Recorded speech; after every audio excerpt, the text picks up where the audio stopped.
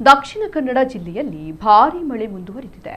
ಮಂಗಳವಾರ ರಾತ್ರಿ ಭಾರೀ ಮಳೆ ಸುರಿದಿದ್ದು ನಗರದ ಬಹುತೇಕ ತಗ್ಗು ಪ್ರದೇಶಗಳಲ್ಲಿ ಜಲಾವೃತಗೊಂಡಿದೆ. ಬಂಟ್ವಾಳ, ಸುಳ್ಯ, ಮೂಡುಬಿದಿರೆ, ಪುತ್ತೂರು, ಕಡಬ, ಸುಬ್ರಹ್ಮಣ್ಯ, ಉಳ್ಳಾಲದಲ್ಲೂ ಭಾರೀ ಮಳೆ ಸುರಿದಿದೆ. ದಿನವಿಡೀ ಮಳೆ ಸುರಿದಿದ್ದರೆ ಇನ್ನು ರಾತ್ರಿಯೂ ಭಾರೀ ಮಳೆ ಸುರಿದಿದೆ. ದಕ್ಷಿಣ ಕನ್ನಡ ಜಿಲ್ಲೆಯಲ್ಲಿ ಮುಂಗಾರು ಮಳೆ ಮತ್ತೆ ಚುರುಕಾಗಿದೆ. ಕಳೆದೆರಡು ದಿನಗಳಿಂದ ಸುರಿಯುತ್ತಿರುವ ಭಾರೀ ಮಳೆಗೆ ಪಡೀಲ್ ಬಳಿ ಇರುವ ಜಿಲ್ಲಾಧಿಕಾರಿ ಕಚೇರಿ ಮುಂಭಾಗದಲ್ಲಿ ಕೃತಕ ನೆರೆ ಸೃಷ್ಟಿಯಾಗಿದ್ದು ಕೆಸರು ನೀರು ಹರಿಯುತ್ತಾ ಇದೆ. ಮೇಲ್ಭಾಗದಿಂದ ಕೆಂಪು ಮಿಶ್ರಿತ ನೀರು ಕೆಸರಿನ ಸಹಿತ ಬರ್ತಾ ಇದೆ. ಸಾರ್ವಜನಿಕರಿಗೆ, ಆಟೋ ರಿಕ್ಷಾ ಚಾಲಕರಿಗೆ ಸಮಸ್ಯೆಯನ್ನ ತಂದೊಡ್ಡಿದೆ. 2 ದಿನಗಳಿಂದ ಜಿಲ್ಲೆಯ ಹಲವು ಕಡೆ ಉತ್ತಮ ಮಳೆ ಸುರಿಯುತ್ತಿದ್ದು ಮುಂದಿನ 4 ದಿನ ಮಳೆ ಮುಂದುವರಿಯುವ ಸಾಧ್ಯತೆ ಇದೆ ಎಂದು ಭಾರತೀಯ ಹವಾಮಾನ ಇಲಾಖೆ ತಿಳಿಸಿದೆ. ಕಳೆದ 24 ಗಂಟೆಗಳ ಅವಧಿಯಲ್ಲಿ ಜಿಲ್ಲೆಯಲ್ಲಿ 44 ಮಿಲಿಮೀಟರ್ ಮಳೆಯಾಗಿದೆ.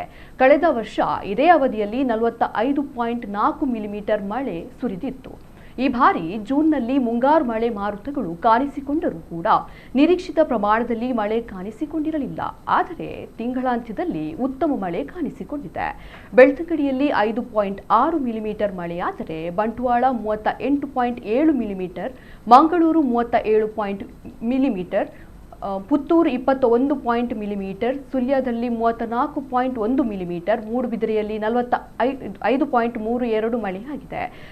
ಜುಲೈ 1 ರಿಂದ 6 ರವರೆಗೆ ಆರೆಂಜ್ ಅಲರ್ಟ್ ಇದೆ ಎಂದು ಹವಾಮಾನ ಇಲಾಖೆ ಮುನ್ನೆಚ್ಚರಿಕೆ ನೀಡಿದೆ. ಆರೆಂಜ್ ಅಲರ್ಟ್ ಹಿನ್ನೆಲೆಯಲ್ಲಿ ಮೀನುಗಾರರು ಕಡಲಿಗೆ ಇಳಿಯದಂತೆ ಮುನ್ನೆಚ್ಚರಿಕೆ ನೀಡಲಾಗಿದೆ.